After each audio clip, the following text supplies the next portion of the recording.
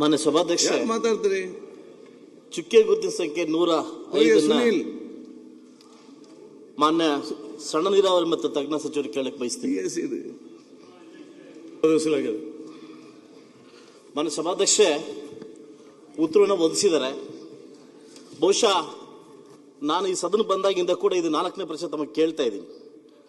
ಏನಂತಂದ್ರೆ KC valley HN valley ಕೊಟ್ಟಿರ್ತಕ್ಕಂಥ ಸಾಧನೆ ಕಾಂಗ್ರೆಸ್ ಸರ್ಕಾರದ್ದು, ಅದು ತುಂಬಾ ಧನ್ಯವಾದಗಳು. ಆದರೆ ನಯವಾಗಿ ಕೋಲಾರ ಮತ್ತು ಚಿಕ್ಕಬಳ್ಳಾಪುರಕ್ಕೆ ಇದರ ಪೂರಕವಾಗಿ ವಿಷಯವನ್ನು ಸಪ್ಲೈ ಮಾಡ್ತಾ ಇರೋದು ಗಮನಕ್ಕೆ ತರಲಿಕ್ಕೆ ಬಯಸ್ತೀನಿ.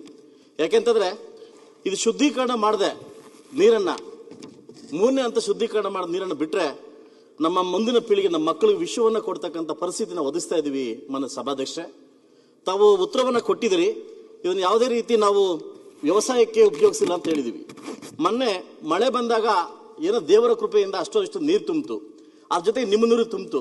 ಈ 2 ನೀರು ಬಿಡ್ಲಿಕ್ಕೆ ನಮ್ಮ ಕೈಯಲ್ಲಿ ಉಪಯೋಗಿಸ್ಲಿಕ್ಕೆ ಆಗ್ತಾ ಇಲ್ಲ ತರಕಾರಿ ಬೆಳಿಲಿಕ್ಕೆ. ಆದ್ರೆ ಇದು ನೇರವಾಗಿ ಅಂತರ್ಜಲಕ್ಕೆ ಹೋಗಿ ಇದು ವಿಶ್ವವಾಗಿ ಪರಿವರ್ತನೆ ಆಗ್ತಾ ಇದೆ. ಇವೇನಾಗಿದೆ, ಕೊಟ್ಟಿದ್ದು ಈ ಒಂದು ಇದನ್ನ ವ್ಯವಸ್ಥೆ ನೀವು ಕೊಟ್ಟಿದ್ದೀರಿ. ಆದ್ರೆ 3ನೇ ಹಂತ ಶುದ್ಧೀಕರಣ ಮಾಡದೆ ಕೊಟ್ರೆ ಇಡೀ ಕೋಲಾರ ಚಿಕ್ಕಬಳ್ಳಾಪುರಕ್ಕೆ ವಿಷಯವನ್ನು ಕೊಟ್ಟಿರ್ತಕ್ಕಂಥ ಗಳಿಗೆ ತಮಗೆ ಸಲ್ತ ಅಂತ ನಾನು ಬಯಸ್ತೀನಿ. ಸನ್ಮಾನ್ಯ ಅಧ್ಯಕ್ಷರೇ, ಈಗಾಗಲೇ ಇದ್ರ ಮೂಲ ಉದ್ದೇಶ ಈಗಾಗಲೇ ಅವರೇ ಹೇಳಿದ್ದಾರೆ. ದ್ವಿತೀಯ ಅಂತ ಟ್ರೀಟ್ಮೆಂಟ್ ಮಾಡಿ ಈಗ ಕೋಲಾರ ಮತ್ತು ಬೇರೆ ಬೇರೆ ಬೆಂಗಳೂರು ಸುತ್ತಮುತ್ತಿರತಕ್ಕಂಥ ಕೆರೆಗಳು ತುಂಬಿಸ್ತಕ್ಕಂಥದ್ದು KC ವ್ಯಾಲಿ, HN ವ್ಯಾಲಿ ಮತ್ತು ಈಗ ಹೋದ ವರ್ಷ ಪ್ರಾರಂಭ ಮಾಡಿ ವರ್ಷಾವತಿ ವ್ಯಾಲಿ, 3 ವ್ಯಾಲಿಗಳ ಮುಖಾಂತರ 700 ಕೆರೆಗಳು ತುಂಬಿಸ್ಬೇಕಂತ ಕಾರ್ಯಕ್ರಮ ಯೋಜನೆ ಸರ್ಕಾರ ಬಂದಿದೆ. ಈಗಾಗಲೇ 2018ರಲ್ಲಿ ಈಗಾಗಲೇ ಇವರು ಕೇಳಿರ್ತಕ್ಕಂಥ ಕೋಲಾರ ಮತ್ತು ಚಿಕ್ಕಬಳ್ಳಾಪುರನಲ್ಲಿ ಕೆರೆಗಳು ನಾವು 146 ಕೆರೆಗಳು ತುಂಬಿಸ್ತಾ ಇದ್ದೀವಿ.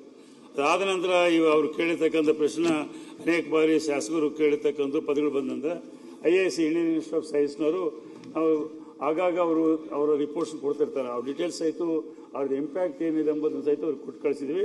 ಇನ್ನೂ ಡೀಟೇಲ್ ಬೇಕಾದ್ರೆ ಕೊಡ್ತೀವಿ. ಯಾವುದೇ ದ್ವಿತೀಯ ಹಂತದ ನೀರನ್ನ ನಾವು ಅಂತರ್ಜಲಕ್ಕೆ ಹೆಚ್ಚಿಸಲಿಕ್ಕೆ ಮಾತ್ರ ನಾವು ಉಪಯೋಗ ಮಾಡ್ತಾ ಇದ್ದೀವಿ. ನೇರವಾಗಿ ಈ ನೀರನ್ನು ನಾವು ಉಪಯೋಗ ಮಾಡಲಿಕ್ಕೆ ಅವಕಾಶ ಕೊಟ್ಟಿಲ್ಲ. ಯಾಕಂದ್ರೆ ಅಲ್ಲಿ 1,000ರಿಂದ 1,500, 2,000 ತನಕ ಅಂತರ್ಜಲ ಕುಸಿದೆ ಅಂತೇಳಿ ಆ ಕಾರಣಕ್ಕಾಗಿ ಅಂದಿನ ಸಂದರ್ಭದಲ್ಲಿ ಶ್ರೀಮಾನ್ ಕೃಷ್ಣ ಬೈರೇಗೌಡರು ಇರ್ಬೋದು, ರಮೇಶ್ ಕುಮಾರ್ ಇರ್ಬೋದು, KH ಮುನಿಯಪ್ಪನವರು ಇರ್ಬೋದು, ಎಲ್ಲರೂ ಸೇರಿ ಈ ಪ್ರಯೋಗ ಮಾಡಿದ್ರು.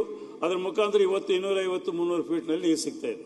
ಹಾಗಾಗಿ ಅಲ್ಲಿರ್ತಕ್ಕಂಥ ಎಲ್ಲ ರೈತರು ಬಹಳ ಉತ್ತಮ ರೀತಿಯಲ್ಲಿ ಬೆಳೆ ಬೆಳೆಸ್ತಾ ಇದ್ದಾರೆ.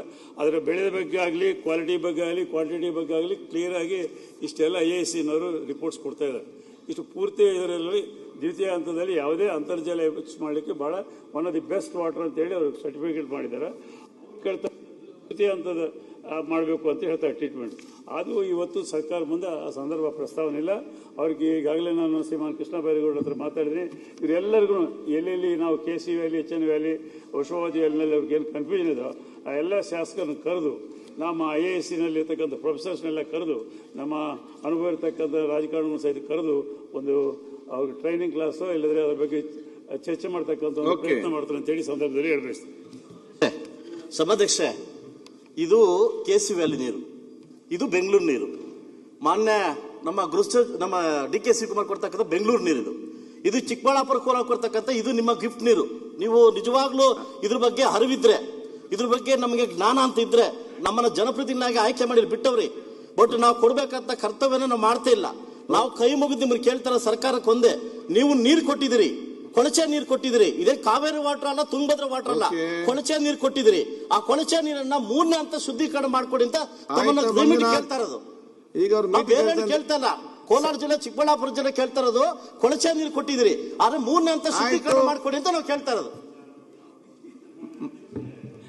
ಈಗ ಆಗಿರ್ತಕ್ಕಂಥದನ್ನೆಲ್ಲ ಅವರು 2 ಬಾಟಲ್ನಲ್ಲಿ ನೀರು ತಂದು ತೋರಿಸ್ತಾ ಇದ್ದಾರೆ. ಅದು ಆ ನೀರು ಯಾವುದು, ಈ ನೀರು ಯಾವುದು ಎಂಬುದು ನಮ್ಗೆ ಗೊತ್ತಿಲ್ಲ.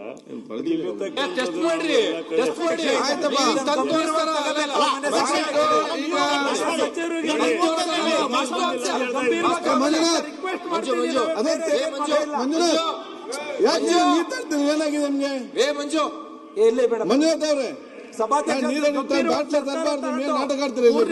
ಸಂಸ್ಕರಣೆ ಮಾಡ್ಲಿಕ್ಕೆ ಅವಕಾಶ ಮಾಡಿ ಆಯ್ತು. ಈಗ ಅವ್ರು ಏನ್ ಹೇಳಿದ್ದಾರೆ?